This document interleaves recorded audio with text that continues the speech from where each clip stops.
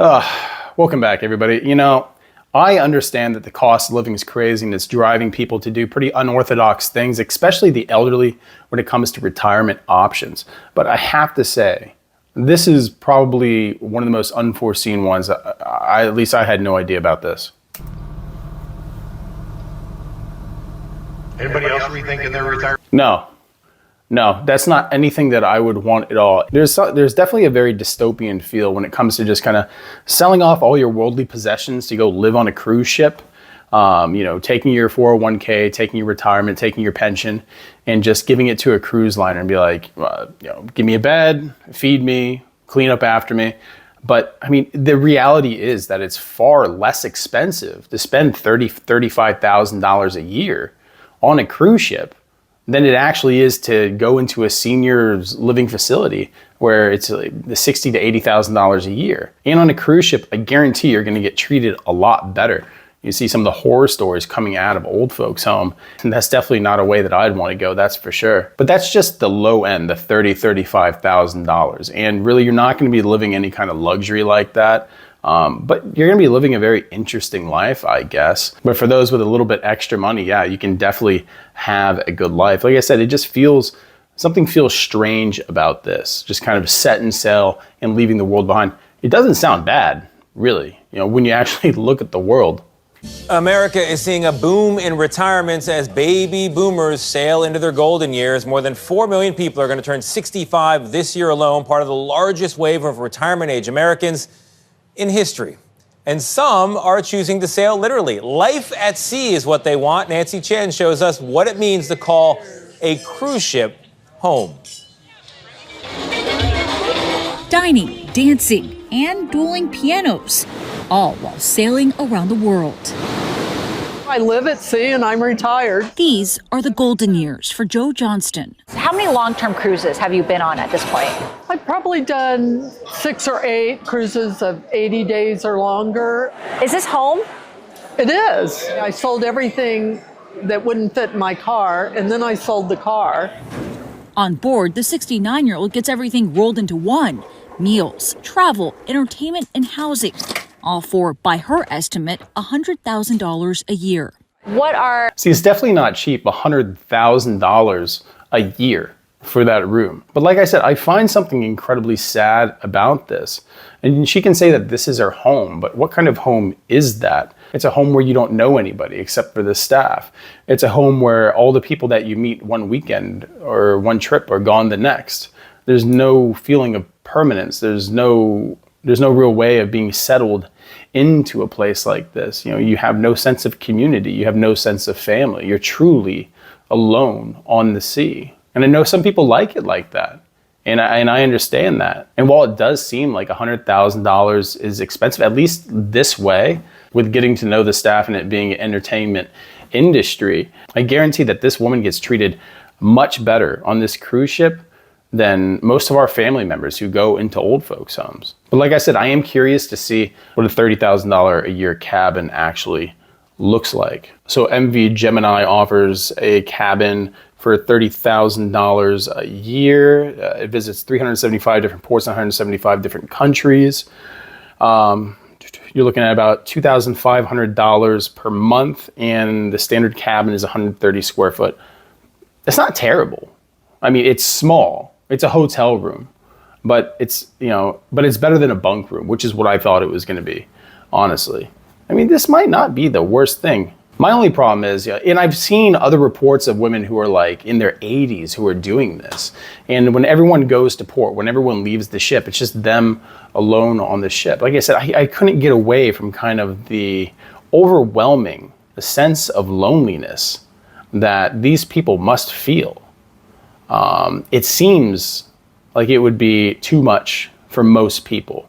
I think it'd be nice for a bit, but... The caveats, what are the things that people should watch out for?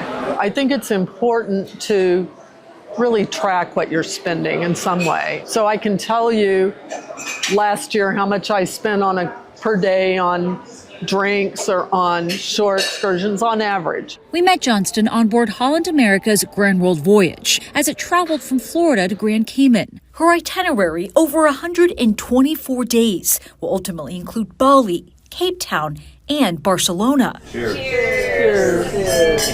Lunch. I mean, listen, it's a much better life than, living in a small room where you're ignored and your family doesn't come to visit, even if it's in Florida. I mean, it's better. $30,000 to $100,000 a year, I mean, if you've built that and you have that, I mean, if you have a pension and Social Security, that's going to cover at least the budget one. But this ain't bad. Time was alongside a group of friends she sailed with over the years. Did you know each other before all of this? No. No, we met on the ship. It's like you're traveling with a bunch of friends. Exactly. It is. And family.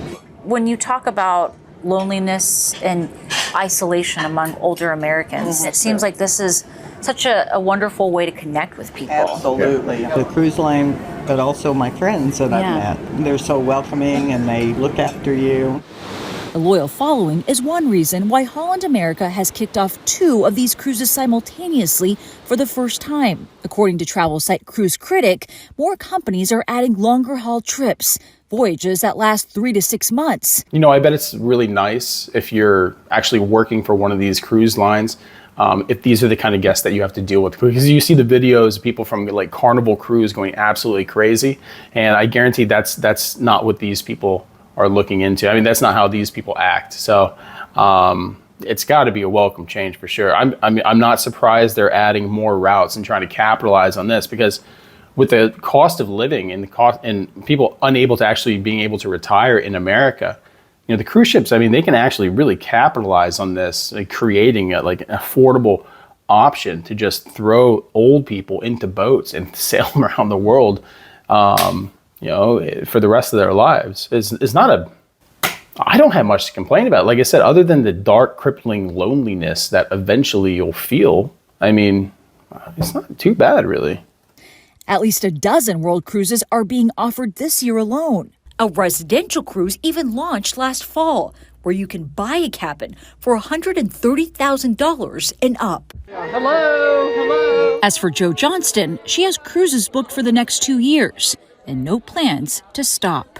I've come to appreciate politics around the world, how people everywhere are more alike than they are not, and just how beautiful the world is.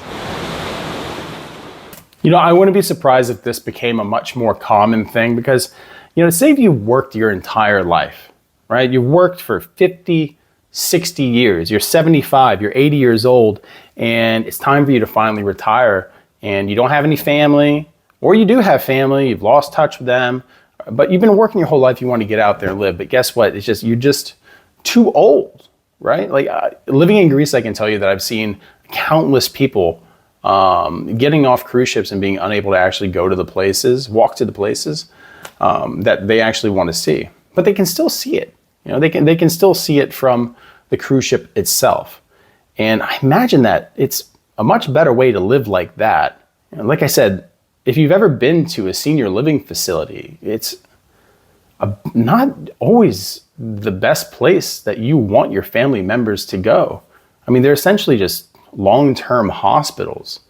And if you've ever spent time in a hospital, it's not a place that you want to live. That's for sure.